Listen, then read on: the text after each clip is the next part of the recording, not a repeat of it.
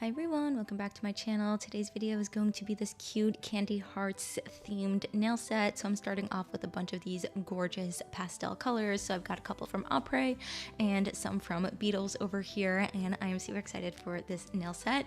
So I am going to start off over here with doing the yellow on all of the nails. So initially I thought maybe I would change it up. Most of the time in my nail sets, if you've been here for a while, you know that I like changing up the colors, doing a couple of different colors, maybe doing an accent nail or something like that. That's typically how I go, just to add a little bit of interest. But this color yellow was so beautiful. I loved the pastel, and I decided to just let it have its moment, being the background for all these colors. I didn't want to diminish its beauty and its impactfulness by, putting a bunch of other colors next to it so boldly, So I'm going to be doing that on all the nails, and I do a second coat as well. I didn't really need it because it was such an intense opaque color, but I decided just to be sure. Now I'm going to depot a bunch of the other colors onto this palette over here, and I'm going to start doing the candy hearts. So I'm starting off with a dotting tool, placing 2 dots next to each other, and then using a thin liner brush, connecting them at the bottom into a little point, and then rounding off the tops and filling in the heart. This is the easiest way that I've found to make a heart.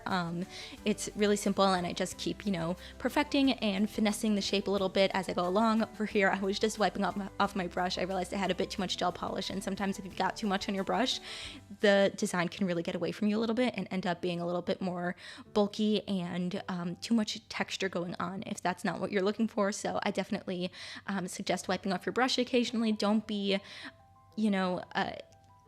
don't be scared to wipe off your brush, start over, clean slate. It's always a good idea, especially when you want to have a more perfected look.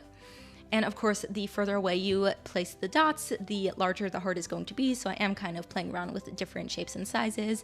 And I find that hearts are really, really easy simply because there are so many different ways to make a heart. Think about just how you might draw a heart on a piece of paper with a pen. Some people draw hearts really short and squat and really chubby. Some people draw hearts that are much longer and thinner. There's almost no wrong way. Some people do a little swirl at the end. There's so many different ways to make a heart. So as long as it's kind of got a pointed base and some curvature at the top, it'll look like a heart. So there's no pressure. Just enjoy doing it. It's really easy. Again, doing the 2 dots and connecting it is the easiest way that I found.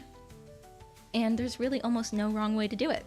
And I do 2 layers of each of these as well. You can see this light pink was quite quite light, and I'm sorry, my neighbors are outside and they're making really loud noise, so I just kind of lost my train of thought. I don't know if you heard them. Sorry if you did. There's just some stuff going on in the hallway and I can't control my neighbors. I wish I could, but I can't. So getting back to the nails, like I was saying, I do 2 layers of each of these because that pink, as you can see, was quite pale, but they're all going to be outlined in black, and once you do an outline, it will actually, bring the colors around it to life. So it's not super necessary if you didn't want to, if you wanted to keep it very, very pastel. So that's just a little tip over here. And now we're going to move on to the black. So I'm using this thin brush over here and just creating the outline. And this is really simple because the outline is already there for you. You already have the heart down. You just need to trace it out. And because I did 2 layers of the gel, the hearts were a little bit more raised than the base that it was on.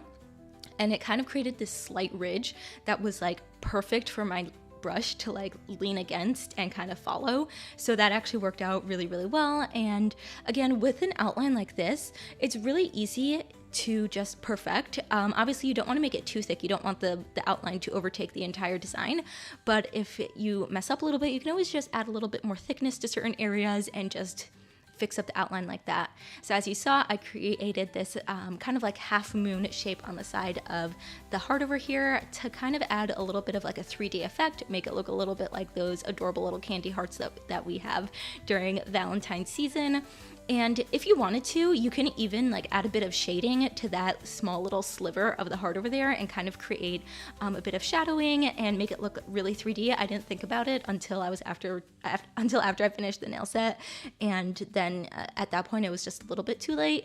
But you can definitely do that to add a little bit more dimension. You can even write little words. Some of those little candies during the Valentine's season definitely have some words on them, like XOXO or love. I decided that I was personally not ready to try such teeny tiny writing. I was just a little bit too apprehensive and I knew I would mess it up. So I decided to just forego that. But if you are very confident in yourself, or if you're really good at tiny detailing, or if you made your hearts bigger, then you can definitely throw in a bit of those details over there, and that would definitely add to the effect. It really just depends on how detailed you want to get with this design. I kind of wanted this design to be a little bit more simple.